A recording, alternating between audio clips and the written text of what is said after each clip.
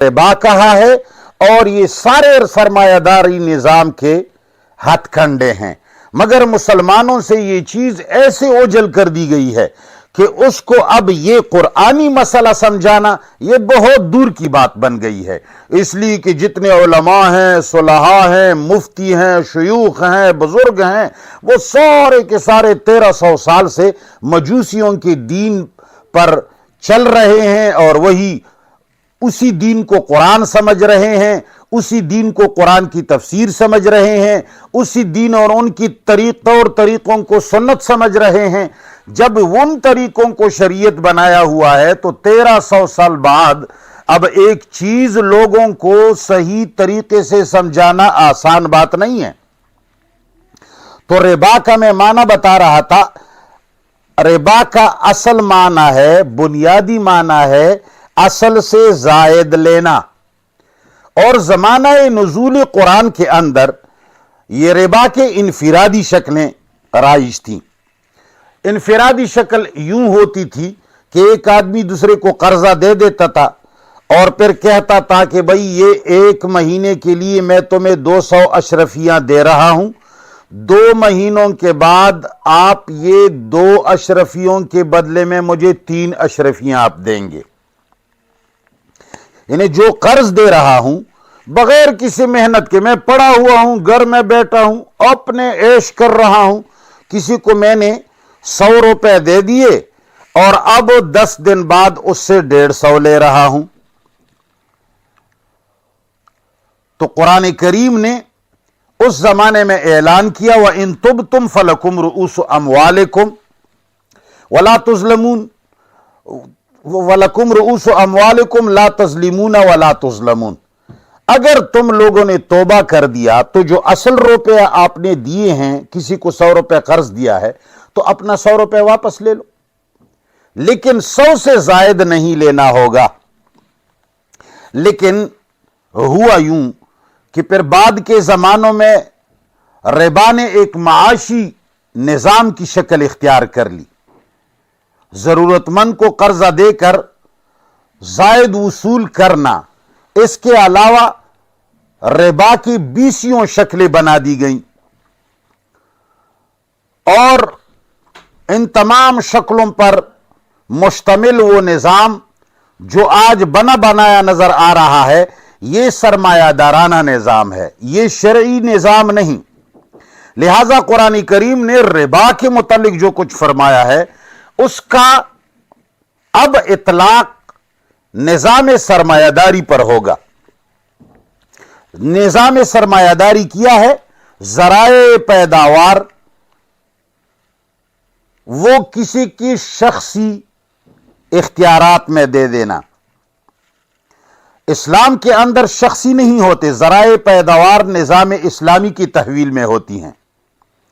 लोगों को इनफिरादी मिल्कियत नहीं होती। इस्लामी निजाम ज़राअत का ऐसा इंतजाम करना जिससे तमाम अफराद मुआशरा को ग़िज़ाई ज़रूरियात पूरी होते हों,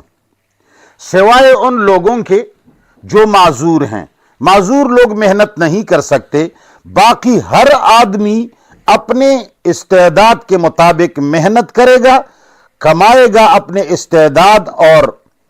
अपने जो कुछ अल्लाह ने सलाहियतें इनको दी हैं अपनी सलाहियतों के मुताबिक, लेकिन खाएगा अपनी जरूरत के मुताबिक, बाकी दीगर मुसलमानों को देगा। तो यह है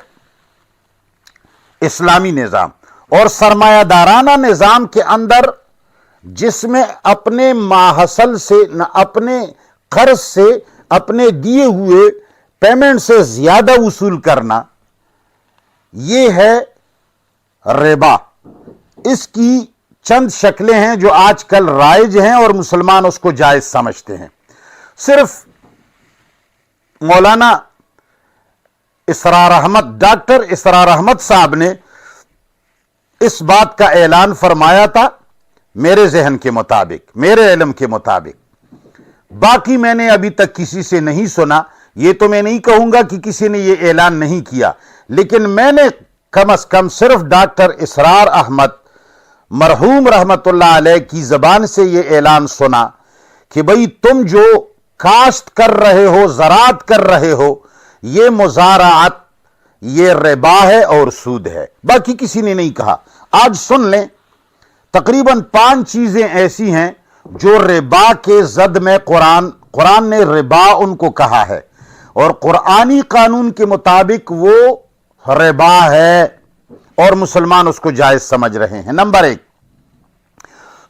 کسی کو قرض دے کر زیادہ لینا، 10 روپے دے کر 15 روپے وصول کرنا، 1000 دے کر 1200 وصول کرنا، یہ ایک ربا ہے جو بالکل اللہ کے ساتھ اعلان جنگ ہے۔ نمبر 2، اس روپیہ کے ذریعے زمین خرید کر، جائیداد خرید کر، اس جائیداد کو کسی زمیندار اور مزارع کو زراعت کے لیے دے دینا، اور خود گھر میں بیٹھ کر تمہاری جو زمین ہے آپ نے 1 جرب 2 جرب 10 جرب کسی کو دی ہے، اور وہاں اس نے کمرے بھی بنائے ہیں، آپ کا مزارع ہے، غریب آدمی ہے، محنت بھی وہ کرتا ہے، کمائی بھی وہ کرتا ہے، گرمی بھی وہ جھیلتا ہے، سردی بھی وہ جھیلتا ہے، اور کھانا اس کا خراب ہو رہا ہے، اور وہ تمہاری جائیداد کے اندر زراعت کر کے پیداوار کو اپنے خون پسینے کے ذریعے سے زمین سے نکال رہا ہے، اور تم صرف اپنے پیسوں کے بدلے کہ یہ زمین تم نے پیسوں سے خریدی ہے، آپ گھر میں بیٹھ کر اس مزارع سے، اس کے ماحصل سے تم آدھا یا 3 گنا حصہ لیتے ہو، اور اس کو بھی حصہ کچھ نہ کچھ دیتے ہو۔ لہذا اس روپیہ اور دولت پر زمین خرید کر مزارعوں کو کاشت کے لیے دے دینا، اور پیداوار کا ایک مقررہ حصہ بلا محنت اور مشقت ہتھیا لینا، یہ بھی ربا ہے جو ساری دنیا اس میں مبتلا ہے۔ نمبر 3، اس سرمایہ اور دولت سے صنعت یا کوئی کارخانہ قائم کر لینا، اور پھر اس کارخانے کے اندر کام کرنے والوں کی محنت سے جو کچھ حاصل ہوتا ہے اس میں سے بہت کم حصہ مزدوروں کو دینا، اور باقی سارا کا سارا خود رکھ لینا کہ بھائی میری فیکٹری ہے، اس میں اب کروڑوں اربوں کے مال پیدا ہوتے ہیں، بس مزدوروں کو میں 1500 روپے یا 1000 روپے دن کی دیہڑی دیتا ہوں، یا 40-50 ہزار روپے ماہوار اس کو تنخواہ دے دیتا ہوں، باقی جو کچھ میں کماتا ہوں یہ سارا میرا ہے، یہ بھی ربا ہے۔ اسلام کے اندر دستور اور قانون یہ ہے کہ وہ جو کچھ حاصل کرتا ہے اس میں اپنی ضرورت کے مطابق آپ رکھیں گے، باقی جتنا کچھ حاصل ہوا ہے وہ اسلامی نظام کے تحویل میں آ کر کے ان مزدوروں اور غریبوں میں بانٹ دیا جائے گا۔ نمبر 4، کسی کاروبار کے اندر پیسہ انویسٹ کر کے خود اس میں محنت نہ کرنا۔ کوئی ایک آدمی دکاندار ہے، آپ نے اس کے لیے دکان میں 10 لاکھ کا سودا آپ نے اس کے لیے رکھ دیا، اور وہ جو کچھ کماتا ہے آدھا آپ لیتے ہیں آدھا وہ لیتے ہیں، یہ بھی ربا ہے، اس لیے کہ بغیر کسی مشقت کے آپ پیسہ لے رہے ہیں، اور بغیر مشقت کے پیسہ لینا ربا ہے۔ نمبر 5، ایسا کچھ براہ راست کرنا یا ایسے کرنے والے بینکوں یا دیگر اقتصادی اداروں میں سرمایہ لگا کر بالواسطہ روپے کماتے چلے جانا، یہ سب ربا کے اندر داخل ہے۔ مگر مجوسیوں کی کرتوتوں کی وجہ سے مسلمانوں سے یہ چیزیں اوجھل ہو گئی ہیں۔